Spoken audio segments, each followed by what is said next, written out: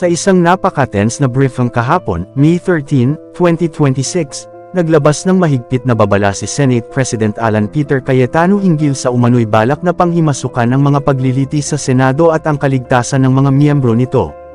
Ang kanyang mga pahayag ay nakatuon sa dalawang pangunahing isyu. Una, warning over ethics and criminal complaints. Nagbabala si Cayetano na maaaring mauwi sa ethics at kriminal na reklamo ang umano'y tukana para pigilan si Senador Ronald Bato de la Rosa sa sesyon ng Senado noong May 11. Nagmumula ito sa mas malaking tunggalian na kinasasangkutan ng Senate Resolution 395, kung saan hinimok ng ilang senador si de la Rosa na sumuko kasunod ng warrant ng International Criminal Court or ICC.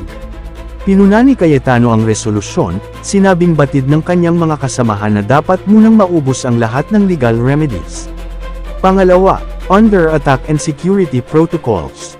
Kasunod ng security lockdown at mga ulat ng putok ng baril sa loob ng Senate complex noong Miyerkules ng gabi, nagbabala si Cayetano na ang Kamara ay sinasalakay umano.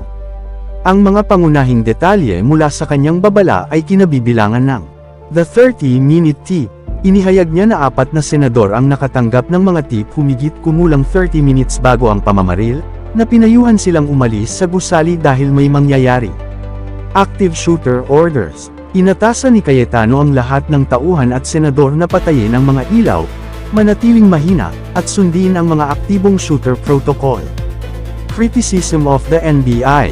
Partikular niyang tinawag si NBI Director Melvin Matibag, na inakusahan ng Bureau ng hindi pagtiyak sa kaligtasan ng mga senador matapos lumabas ang mga ulat na ang mga ahente ng NBI ay inutusang umalis sa paligid noong panahon ng krisis. Naganap ang insidente habang hinihintay ng Senado ang paghahatid ng Articles of Impeachment laban kay Vice President Sara Duterte, na opisyal na natanggap noong gabing iyon.